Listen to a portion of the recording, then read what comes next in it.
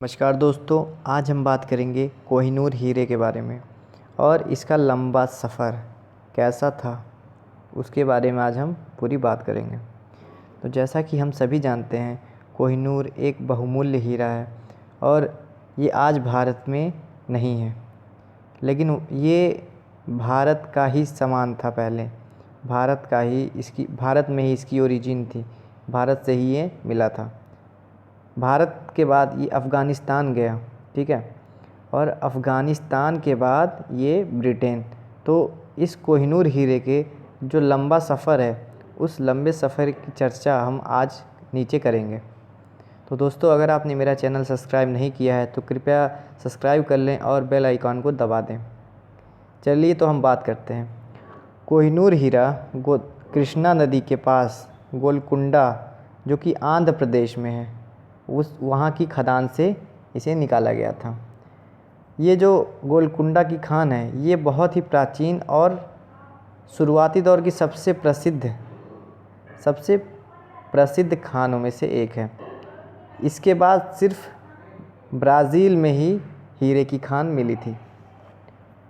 और जो कोहिनूर हीरा है, इसका प्राचीन नाम था श्यामंतक कोहिनूर का प्राचीन नाम था। शुरुआत में इसे कोहिनूर कोई नहीं जानता था, ना ही किसी ने इसका नाम रखा था। शुरू में इसको श्यामंतक मणि के नाम से जाना जाता था। सबसे पहले कोहिनूर मालवा के राजा के पास था। मालवा के राजा के पास उसके बाद काकतीय वंश के पास आया। जब कोहिनूर काकतीय वंश के पास आया तो उस वंश में अनहोनी होने लगी और धीरे धीरे काकतीय वंश समाप्त हो गया। फिर लोगों द्वारा ये कहा जाने लगा कि जो हीरा है कोहिनूर, वो पूरी तरह से श्रापित है। ये जिसके पास जाएगा उसके वंशजों का अंत हो जाएगा या उसकी मौत की वजह बन जाएगा। उसके बाद इस हीरे को तुगलक वंश के पास आया।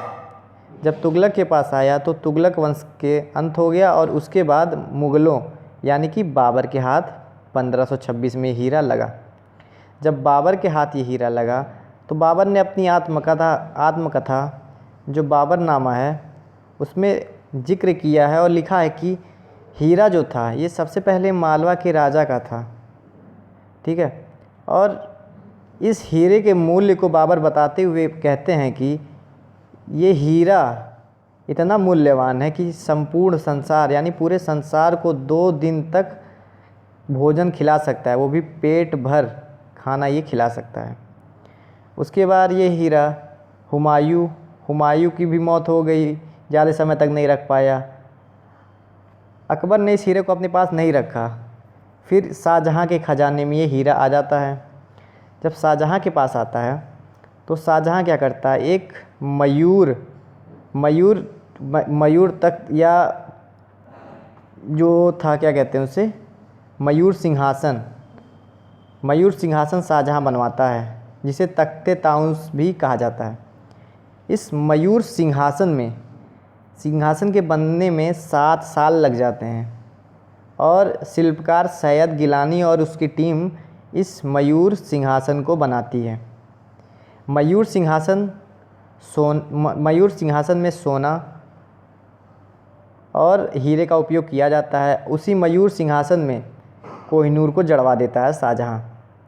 उसके बाद शाहजहाँ का जो बेटा रहता है औरंगज़ेब, वो शाहजहाँ को बंदी बना लेता है और बंदी बनाने के बाद हीरे को अपने कब्ज़े में ले लेता है।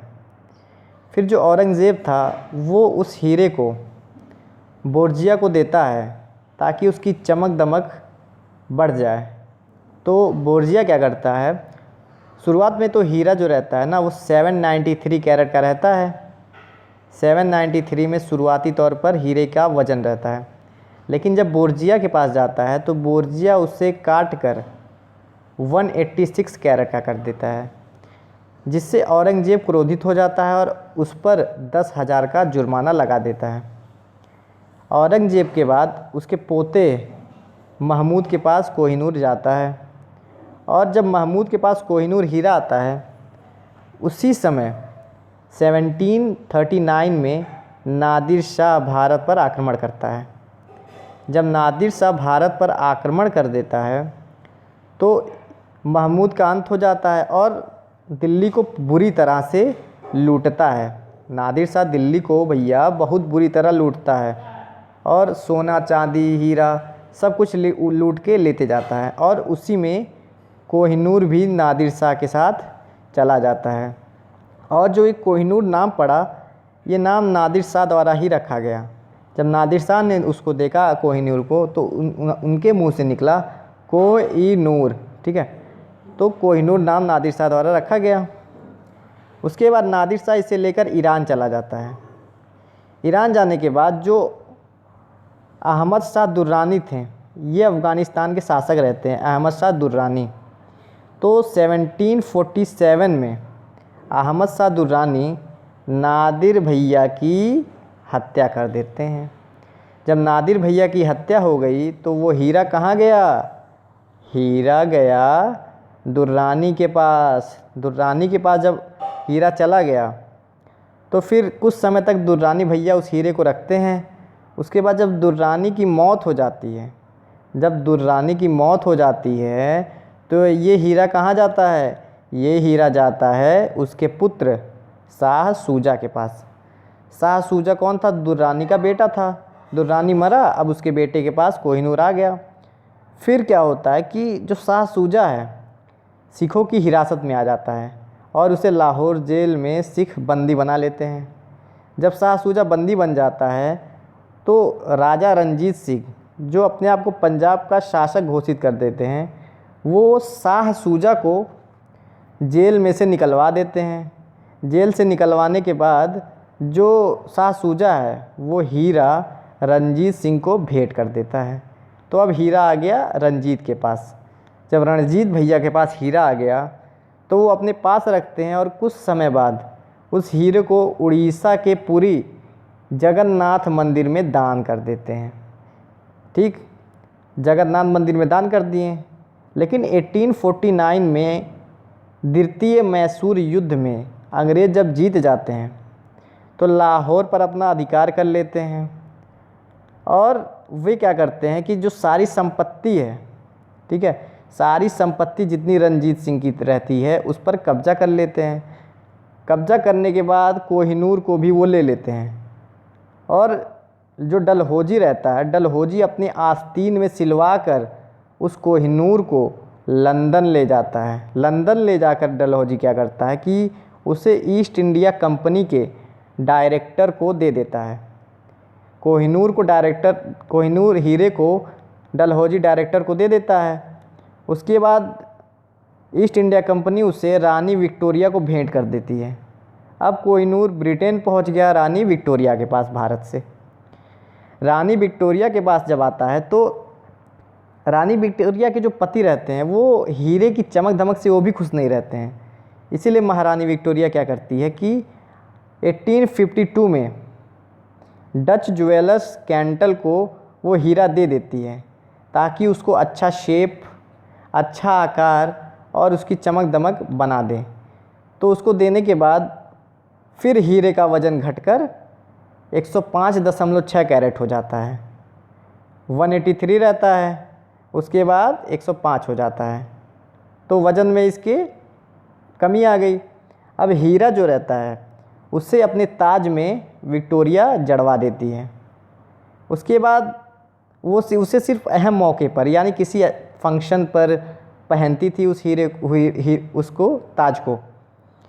फिर क्या होता है कि जो कोहिनूर रहता है वो केवल महारानियाँ पहनेंगी, ऐसा कौन कहता है? रानी विक्टोरिया अपने वसीयत में ऐसा लिख देती हैं कि वो सिर्फ़ और सिर्फ महारानियाँ उसे पहनेंगी कोहिनूर को। और वो बताती हैं यदि कोई पुरुष शासन करता है या किसी पुरुष का शासन होता है फिर भी उस हीरो को उसकी पत्नी द्वारा पहना जाएगा, नहीं तो दिक्कत हो जाएगी।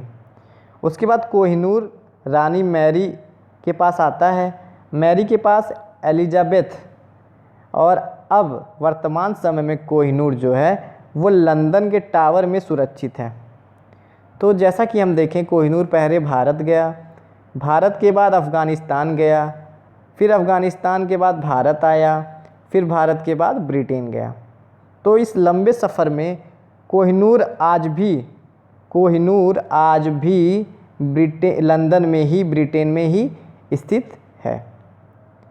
और कई देशों ने इस हीरे को लेने का प्रयास किया। भारत ने भी यह प्रयास किया था। 1953 में भारत ने अपील की थी कि वो हीरा भारत का है, उसे वापस कर दिया जाए, लेकिन इस अपील को ठुकरा दिया गया।